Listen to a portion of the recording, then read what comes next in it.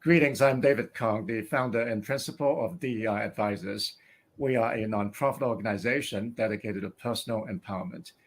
Today, I'm delighted to welcome John Fareed. He is the global chairman of Horwath HTL.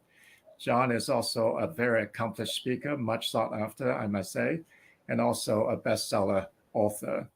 We're delighted to have you, John.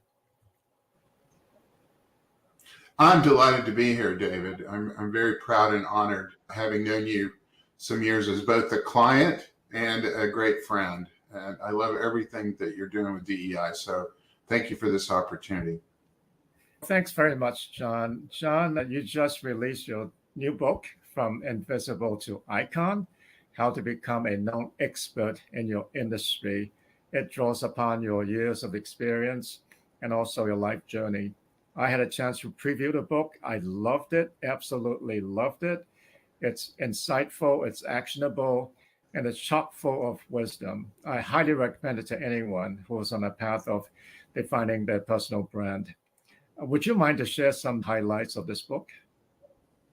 No, absolutely. It does share my personal and professional journey and how I worked my way from U.S. Marine to professional magician, performing in casinos, on cruise ships, and in nightclubs such as the famed Magic Castle in Hollywood, to become an international hotel consultant, the global chair of Horwath HTL. It's been a long journey, and it's one that I could not have made without utilizing the power of personal branding, as well as some business lessons from friends like you and others. So that's essentially the book.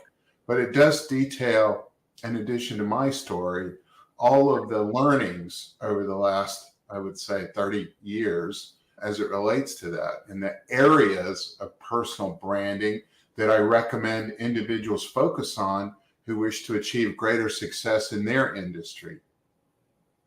Tell us more about this personal branding that you refer to.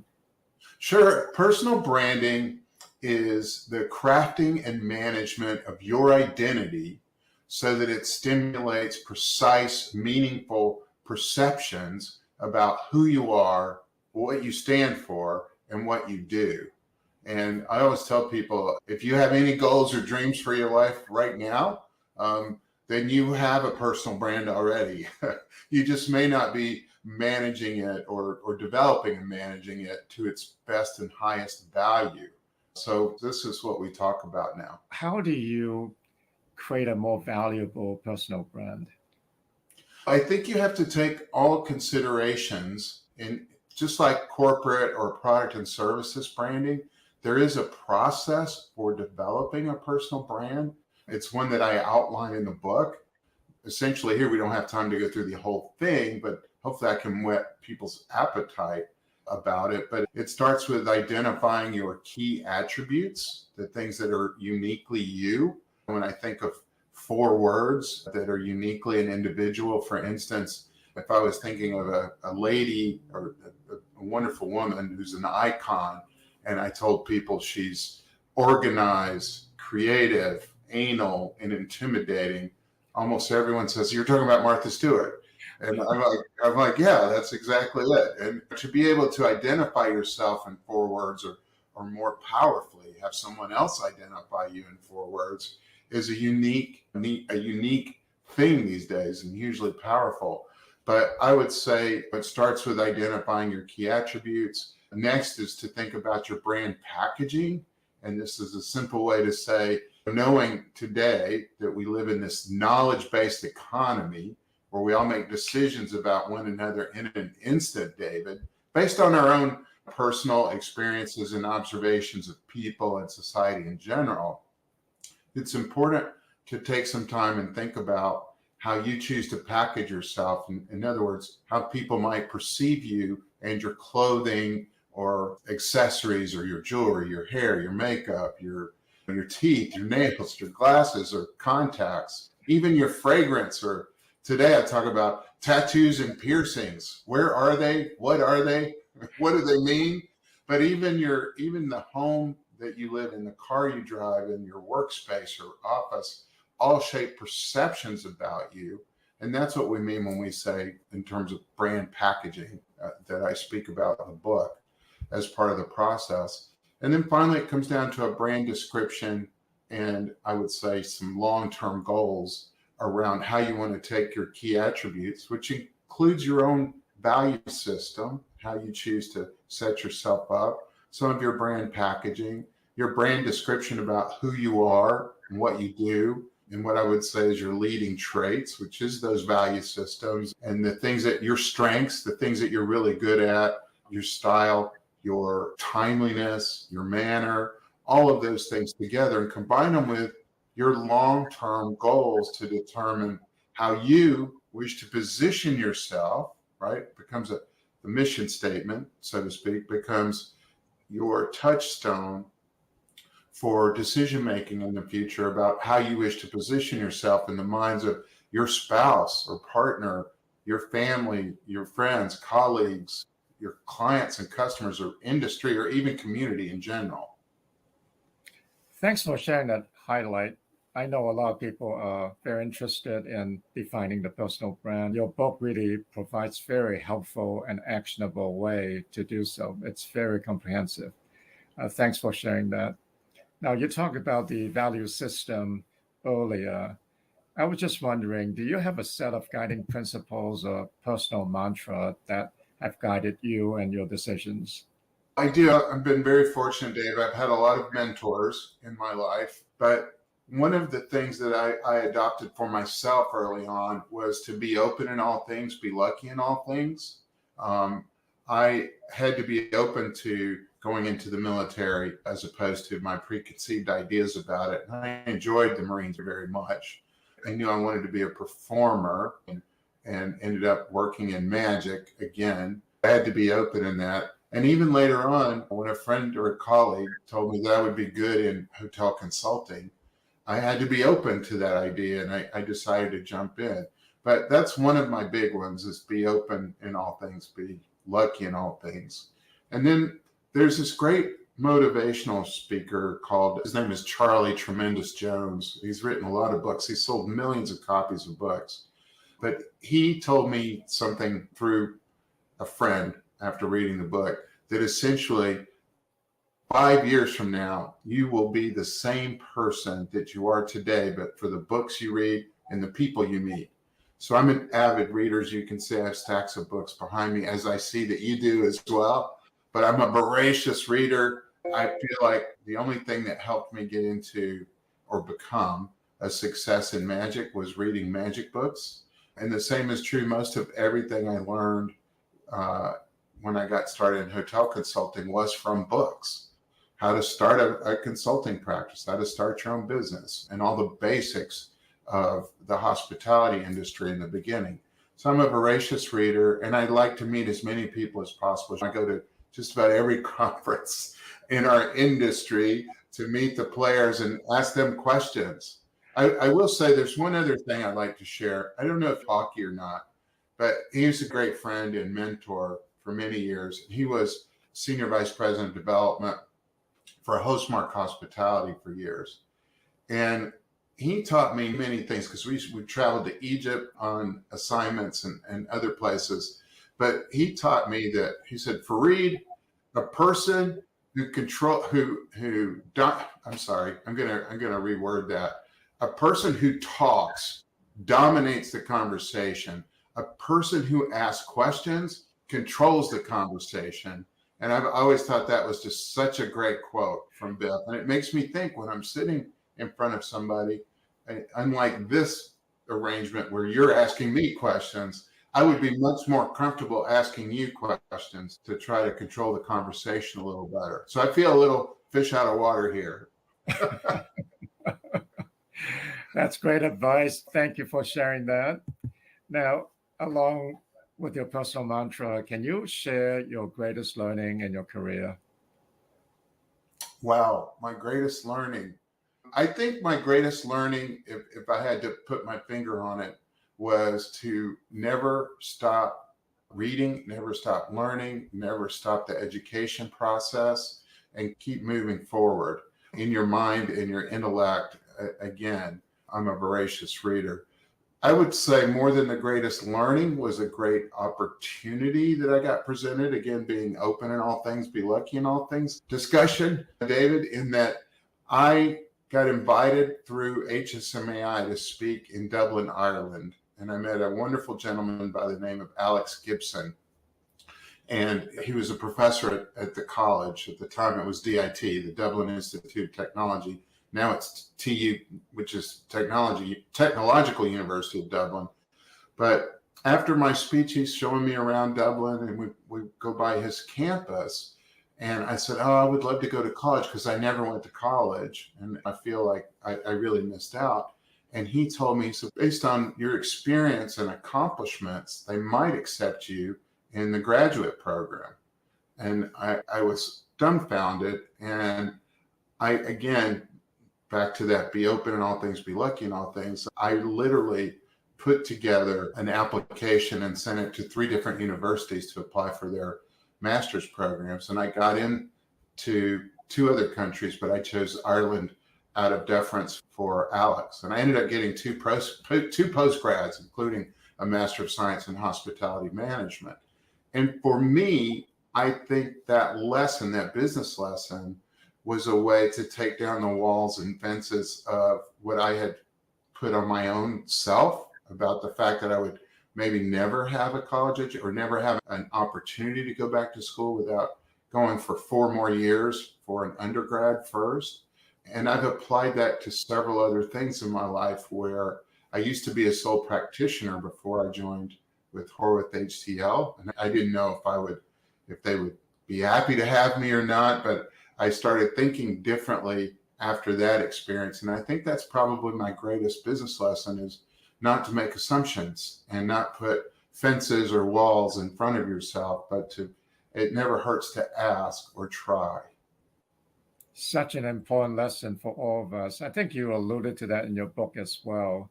And I've always found that to be tremendous advice because we have a way of thinking about ourselves, and sometimes we set hurdles and boundaries which are artificial, and we should be more open-minded like you have. I completely agree. You talked about mentors earlier and the importance of it and how you've benefited from those relationships. Would you mind to share your advice on how one can go about finding mentors and how one should go about working with mentors? From my own experience, I think mentors are found every day in your life. I recently had an opportunity to visit my home town for my birthday.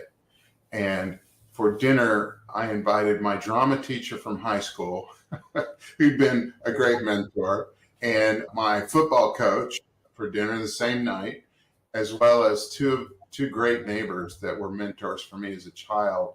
And we had a wonderful dinner, but I got to thank them for all their mentorship and guidance through many years, because it didn't stop at grade school or high school or even later. We've maintained these relationships. So I think it starts with identifying the mentor opportunities.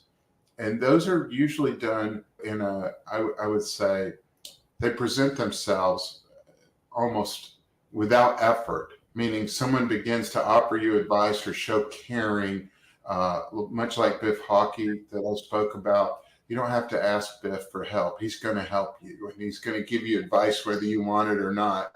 It's up to me, however, to build on that relationship and treasure that relationship and hold on to it and continue to go back to the well, because once you find a very good mentor and someone who does care about you genuinely and does want to help you, it becomes on you to tap into that and dip into that well.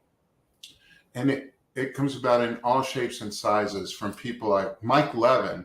I worked with Mike launching Hawthorne Inns and Suites, and best in Mike very well.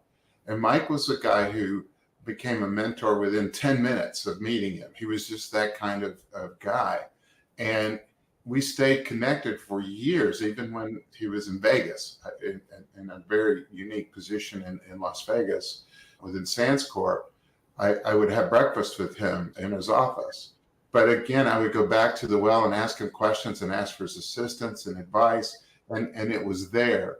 But I know for a fact I would be nowhere had it not been for mentors showing interest in me understanding that there's an opportunity, and then building and developing those long-standing relationships or mentoring opportunities.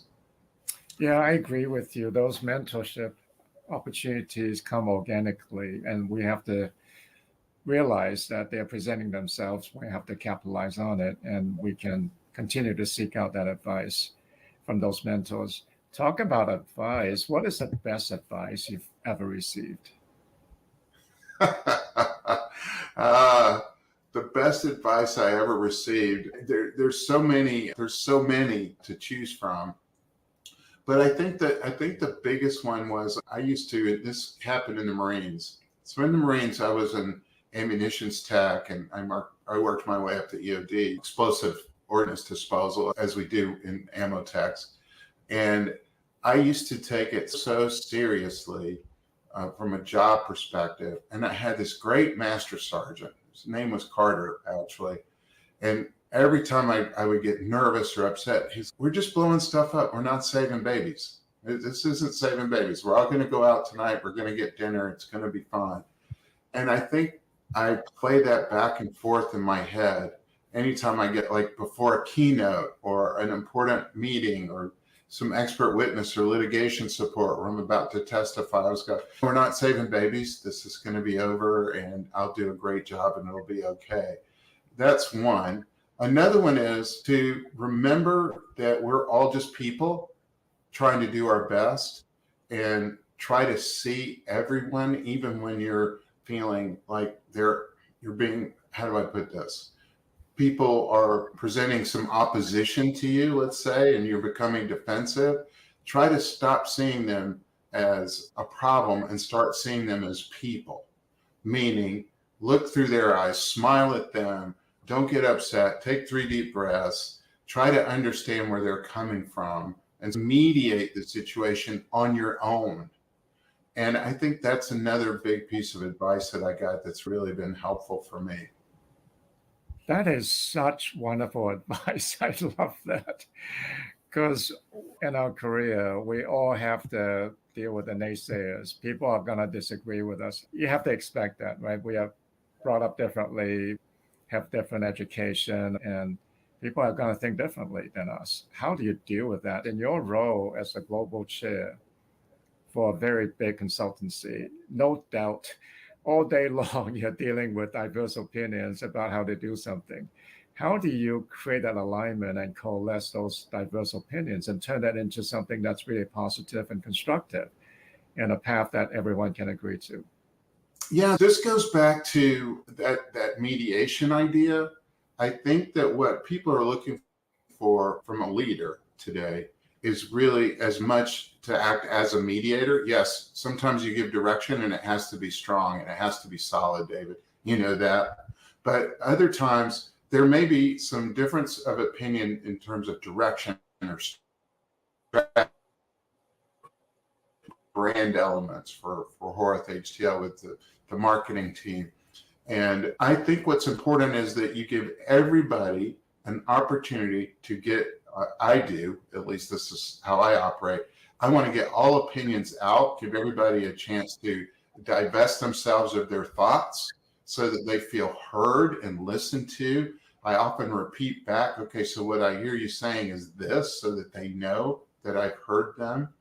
And if there is a big, vast difference, what I do is often try to say, what can we do that's more in the middle between the two of you or between the two groups that would bring this to some kind of even better conclusion than we're talking about? Because clearly people are concerned if we go in this direction that it's not going to be optimum, but others feel strongly about the other direction. So how do we find that middle ground together? And what would that look like? And it changes things because it gets people building the sandcastle together as opposed to pouring buckets of water on each other's sandcastle, so to speak. But that's typically what I do. But at some point, even if there's a big differentiation in the opinions, sooner or later you have to make the call, but you have to make the call. But I would say that together we are so much more stronger, intelligent than we are individually. And I've learned so much. Horwath is over 100 years old as an HTL advisory firm. And most of my colleagues there have been in the industry for many years, 30, some of them 40 years. And they bring a lot of maturity and expertise and culture from all of the countries. We're nearly 60 countries. So everybody's got a different sense of place and geography and challenges, because it's different countries and rules and economies, and again, back to cultures. So I think I've learned a lot, but I've certainly learned about patience and mediation and trying to accommodate everybody. I think those are the key words: patience and mediation. I have similar experience, as you well know. Yeah. And I find that when you go into conversation, respecting that the folks around the table are experienced and knowledgeable and they bring something to the table, you're going to be much more willing to listen to them. And then once you practice your active listening skills and you invite them to speak, and then you paraphrase what he just said, when those people feel like they have been heard, they are much more willing to listen to you. But if you don't allow them a chance to get things off their chest, they're immediately going to think about, I'm against this idea from the get-go because you didn't even listen to what I have to say. So that's really good advice that you just gave. I agree. All right, no doubt we've all encountered setbacks and disappointments. Can you share how you find the strength and resilience to rebound from them?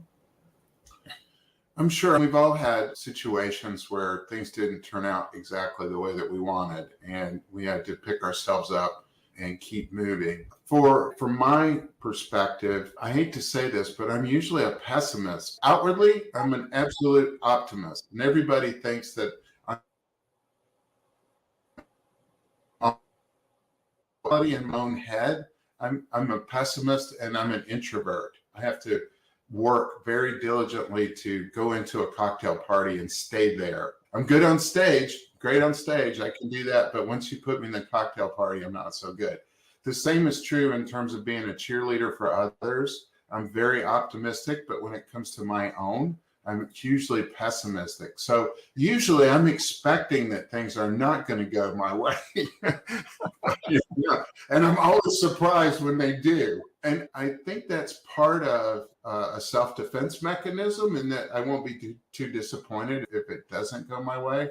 But I will say, over the years, I've encountered what I thought were failures, only to find out later that they pushed me in a new direction. And the old saying, a door closes, a window opens. And there's some absolute truth to that. Probably my biggest obstacle, or I would say disappointment, was having made it so far in the world of magic to perform at the best clubs and cruise lines and Vegas and whatnot, and then realizing that I've taken myself as far as I can go in the field, David. I'm never going to be a David Copperfield, so to speak, because he could have been, if David could do anything, he could have been a movie star, a TV star, whatnot. And then deciding that I was going to pivot to something new and get into hotel consulting, I think is my way of handling disappointments. I think I tend to pivot and then, okay, what's next? What's the next thing then? If I didn't do well at that. And it's easier for me in terms of a consulting assignment. If I lose an assignment, I'm like, okay, I'm not meant to have that one. What does this one look like? Let's see if I can create one over here. And generally, I find I end up in a much better place, in a much better situation after the pivot. But that's how I approach negative or failures. I can't say I've had a lot that were really meaningful, but the ones I have had, I bounced back fairly quickly with a simple, all right, that's over, let's pivot. I love that. And I think what you're saying is be constructive in how you think about your setback or disappointment. When you're constructive, you find a new way of doing something, or you pivot and you get into another path. It's very good advice. Thanks for sharing that. Now, you also alluded to this earlier, be open to anything, which means that you have a high profile for risk taking. Can you share some advice on risk taking?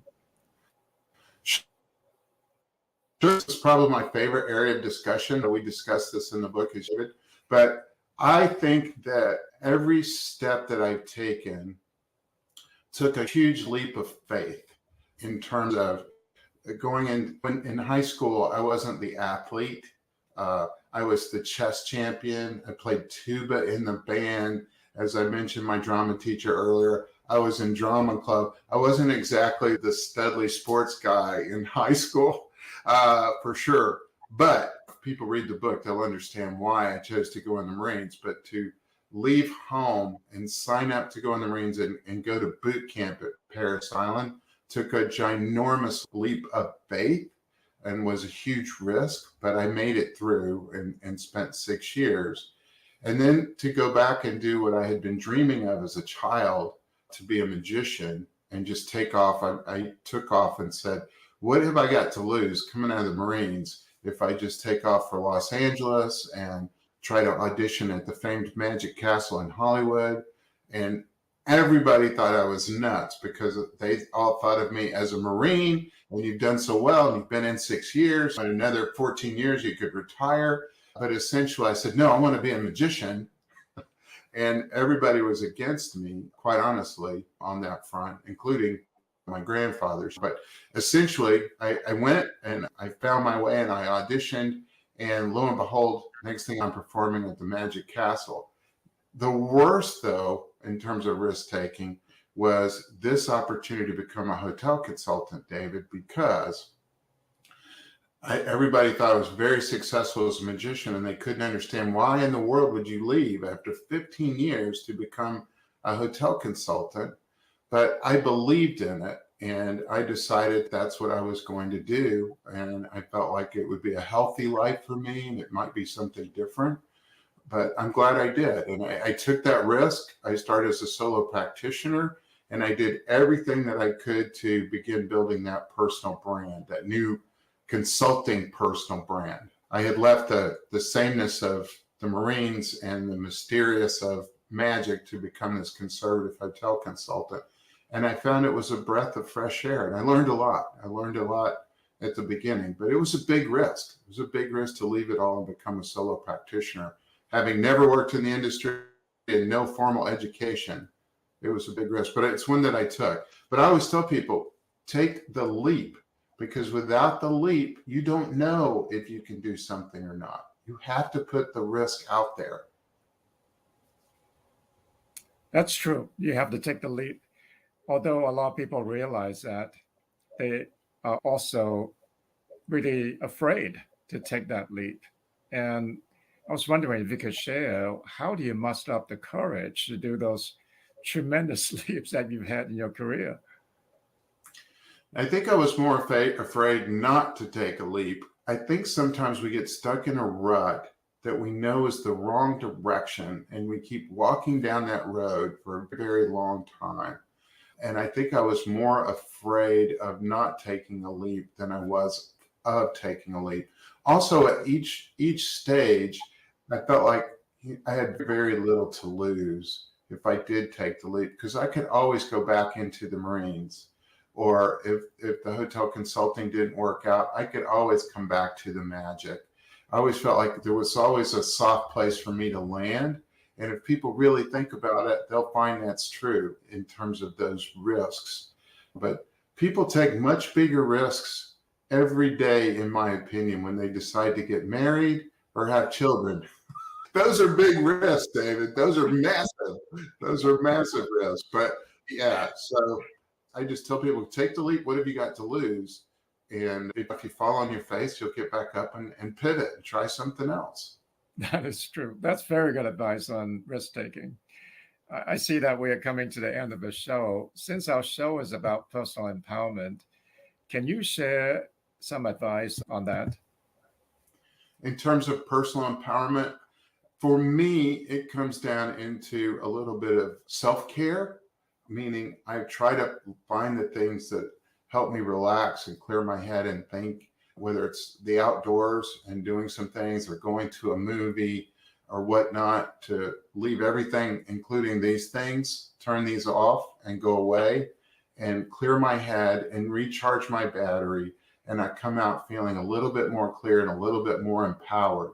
My issues have always revolved around getting burned out. Like, when do you stop working during the day and when do you check out? And my life too, because of my lifestyle of travel and the company that I keep and the clients that I have, and this as well as I do, particularly in hospitality, tourism, and leisure, everything blurs together. Our friends are industry friends. It's hard to know when we stopped working and decided to have dinner. And then we find at dinner, we're still talking about work. I have to check out and do a little bit of self-care. So I work out, go outside, go to a movie, and very often I'll have a nice little whiskey. I think I picked that up in Ireland when I was in school.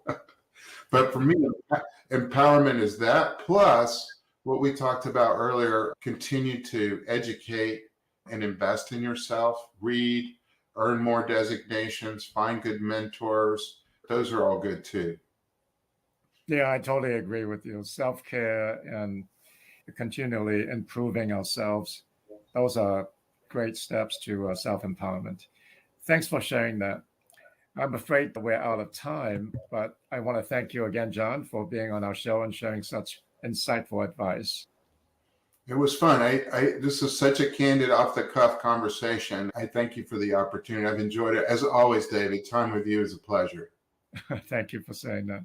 And to the audience who are listening, I appreciate your joining us. And if you'd like to hear more interviews of this sort, please visit us on our website, deiadvisors.org, or visit us at our YouTube channel, DEI Advisors. Thanks so much for joining us. Thanks again, John. Thank you.